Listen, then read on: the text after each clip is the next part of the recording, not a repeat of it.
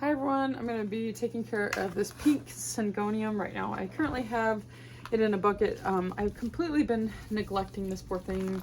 It's been outside and I just really haven't been giving it the care that it needs. Now, it probably is understandable when you know that I have hundreds and hundreds and hundreds, probably over 1,000 to somewhere between 1,000 and 2,000 plants altogether that I own collectively. And so anyways, with that, a lot of times what happens is you're going to get ones that sometimes you just aren't able to care for, or you neglect, or you forget about. Now, I haven't forgotten about this, but I think it's time for me. I wanted to make a video. It's got a lot of problems going on right now. I had it outside and it was very dry outside. I wasn't watering it all the time. So one of the first things, step one, that I'm going to do is I'm just bringing it in and I'm soaking it in here. Now, sometimes when something has kind of been a little bit dry, you got to be careful about getting it too waterlogged, because it actually can kind of smother the roots, and so we don't want to do that. You can get like a hydrophobic type soil, that can happen too. So let's talk about some of the issues with this. Syngoniums, I have a few other Syngoniums and they can be very beautiful. They have to be in the right environment, but you can see a lot of these leaves are kind of looking kind of strange. And when you see leaves start to be really deformed or something just doesn't seem right, sometimes, or if they're not opening, sometimes just simply they're not opening, could be just about not enough humidity. But you can kind of look at these leaves and you kind of see that just something doesn't look right individually about each leaf. And one of the things that I found on it, sometimes you can find things like spider mites and mealybugs. Spider mites have, a lot of times it's like this white, almost like a white dust appearance in some cases, or like white little specks. And then sometimes you'll even see like little cobwebs and things like that. So they are sometimes prone a little bit to that, but they also have a tendency, believe it or not, they can get scale. And scale, I just think, honestly, besides, I mean, I hate spider mites, but scale is particularly one that I find to be really difficult to actually get rid of, because you have to do everything. And so I've got several different things here. The first thing that I'm going to do is take this pure castile soap, and I am going to, besides soaking it, I have it soaked in here. I'm gonna give it just kind of washing off, I guess you could say, and I'm kind of doing this on the fly here, so I'm not really, I don't have any kind of rhyme or reason here why I'm doing whatever I'm doing first, and it's kind of all makeshift. And I know some people will probably be like, well, don't do it that way, don't do it this way, but you know what, I'm doing it however I feel like doing it today, because you know what, that's the fun of plants, right? So I'm actually, and this is quite messy, I have basically a plastic plant protector, and I don't know what my deal is, but I don't like to wear gloves unless I absolutely have to. I know that probably a lot of people will be like, oh, that's terrible, how do you not wear gloves? There's just something that I feel very closely connected when I'm feeling the dirt and I'm feeling the leaves and I'm feeling the stem. And I don't know, I always know when to check on my plants, and I check their soil. I used to never do it like that. I would just look at the plant. Sometimes I'll do that now, but a lot of times I'll just check the soil. And so anyways, so I like using my hands. I suppose if I had obviously a big cut on my hand or hangnail, then I'd probably want to be using some gloves, but yeah, so I'm just going to kind of take this pure castile. It smells great. It's the Dr. Bronner's hemp peppermint soap. And I could, when you have pests, like I said, I did discover that this had scale, and so I will cut some of the major leaves off, and sometimes you just may want to cut the entire leaf off. It may not even be salvageable, but I want to do something a little bit different. In fact, I may divide this plant up because it's got several different sections, and so one I may cut up. I'll cut up all the leaves, but I don't know. I feel like doing this for some reason to each one of the leaves, the stems, and all of that. There's so many different ways to do this. This is just what I'm doing today because I feel like it.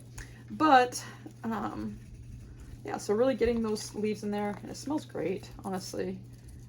I'm sure this will probably make my skin feel nice and soft, and it has a great peppermint smell to it. And I'm kind of unfurling some of the leaves. If they're not giving all the way, then I'm not going to do it completely. Yeah, and so I don't use Dr. Bronner's soap a lot, but it is something that I think does help. and a lot of people swear by it. So it's just kind of, for me, it's kind of a messier, I think some people will take a spray bottle and put it in and spray their plants. A lot of times what I'll do when the whole plant's infested, I'll just, like I said, I go ahead and cut down the leaves, and I might decide to do that when I divide these up, I might decide to do it on some of them, but in the beginning, besides soaking it, I'm just kind of getting in there on the leaves and the stems and all kinds of different things here. So yeah, so that's me kind of getting in there and almost like just coating the leaves and everything, and it already looks 1000% happier. I just took this out at the outside yesterday. It already looks just so much happier by just doing that. Isn't that crazy? Just how a little bit of care just makes a huge difference.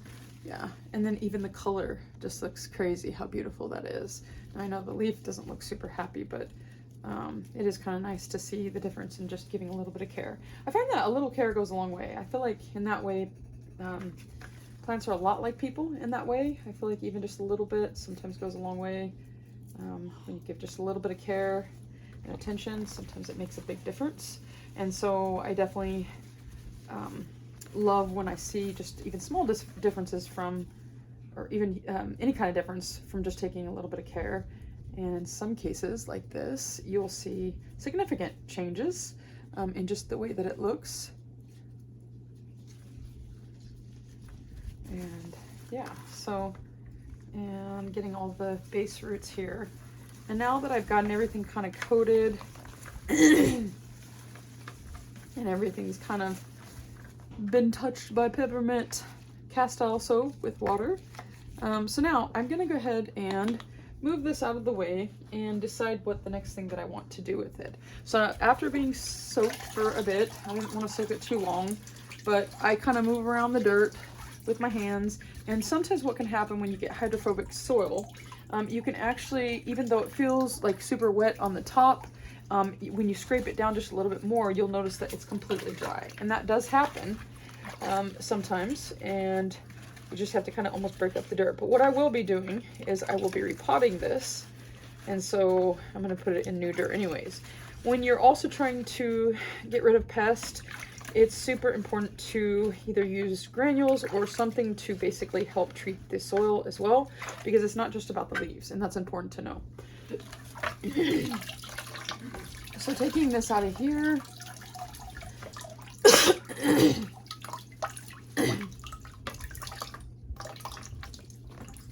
I'm going to put this on the ground here and kind of move things out. And here we have basically a Syngonium that's been given just a little bit of care, and it makes a big difference.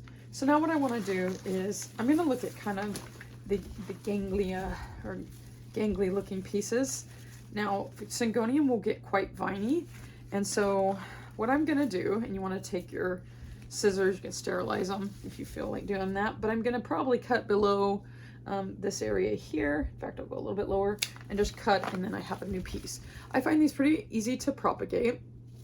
They're not really that hard to propagate. Putting in sphagnum moss is particularly helpful, but you can also do in water as well. So I'll put that to the side, and then I'll kind of reassess what I have here for a plant. One of the things about Syngoniums that are super important when they start getting bigger is you want to give them some kind of support. That can be very helpful. Otherwise, they will get very viney like that and just kind of fall over. So support is great, and I think it's very important. Even if you have like a plank support, I've seen it where some people will have like right in the middle. But what I'm going to do is, and this is where it's going to get messy, I'm going to go ahead and take the entire plant out, and I'm going to go ahead and assess the roots, because this is the important part.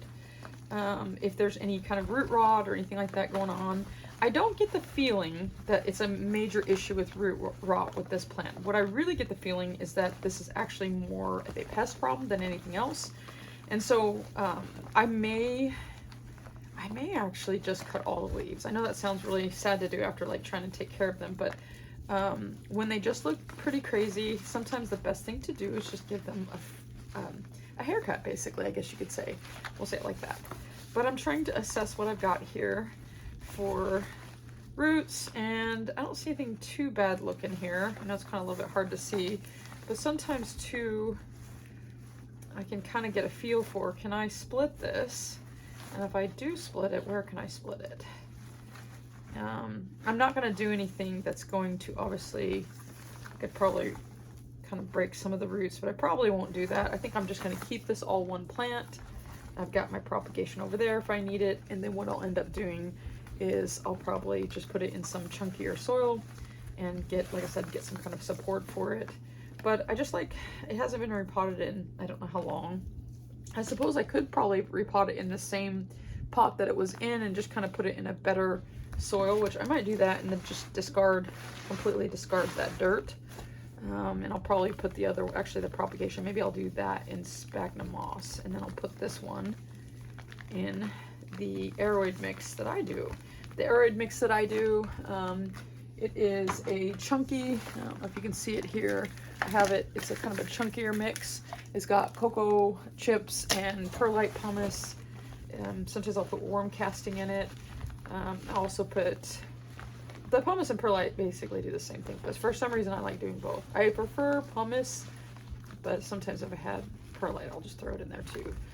And then, what else did I put in there? I also put peat moss in there.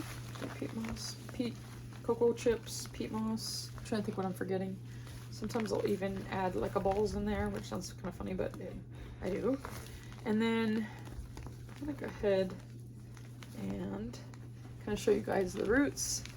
And then what I'll do is, they don't look too bad. I don't see any significant root rot. They actually look okay, just maybe a little bit dry.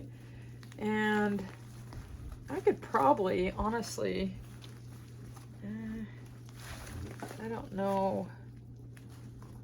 I don't really want to split this. And I don't know why I'm not wanting to split it.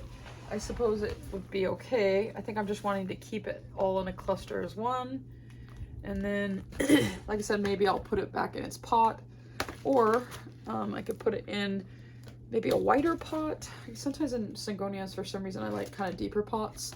But I may just put it in this one here and then just give it some fresh dirt. So I'm going to move this dirt away.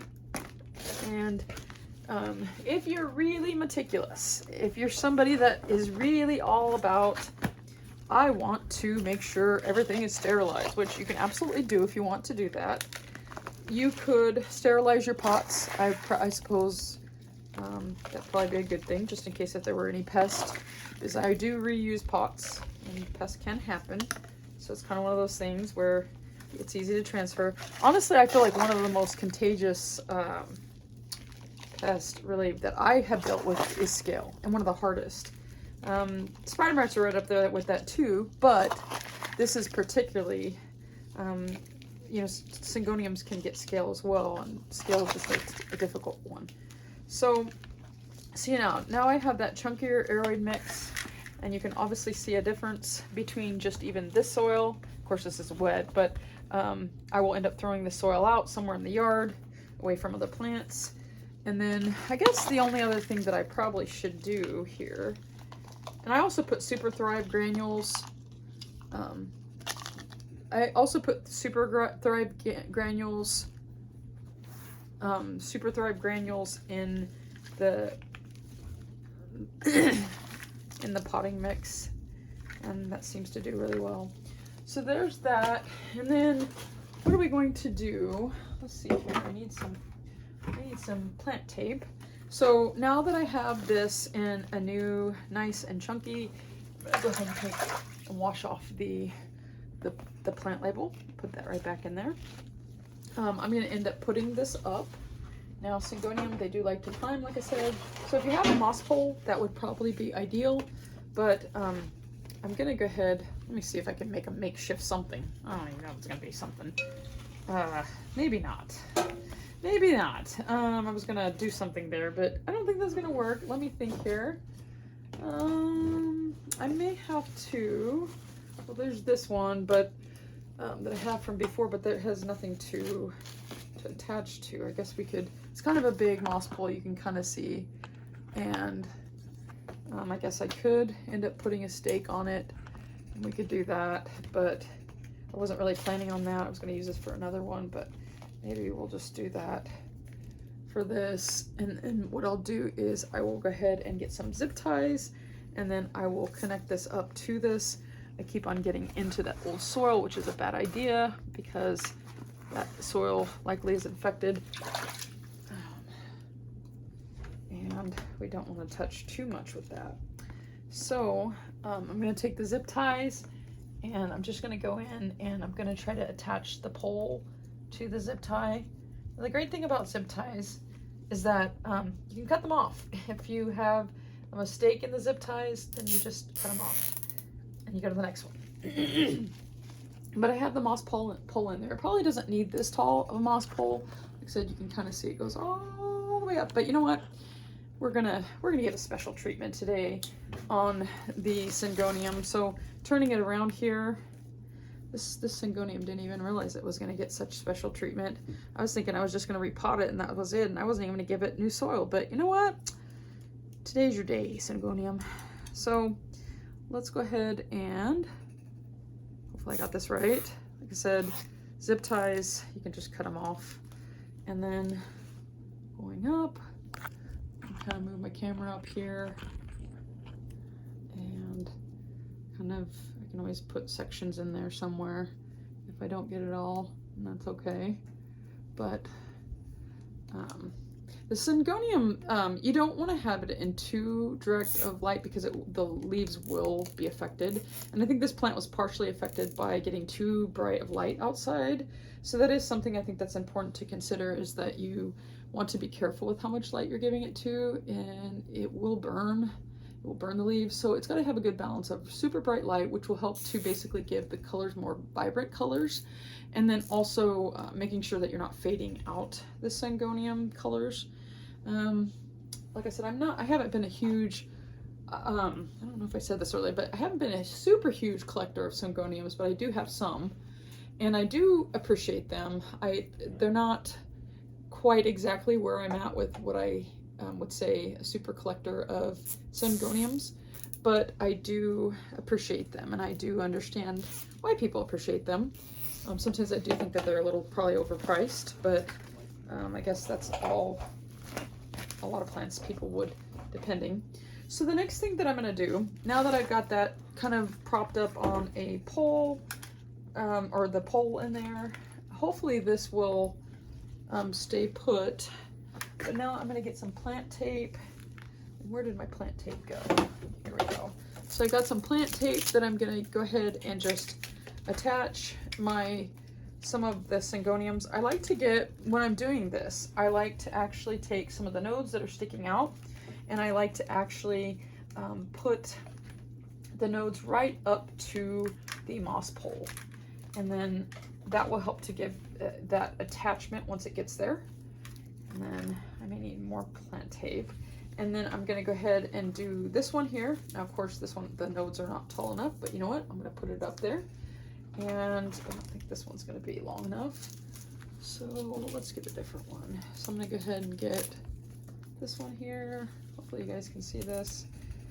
And I'm just going to kind of wrap them all up to actually, you know what? I'm going to put them all up there. I'm going to do it all in one take here.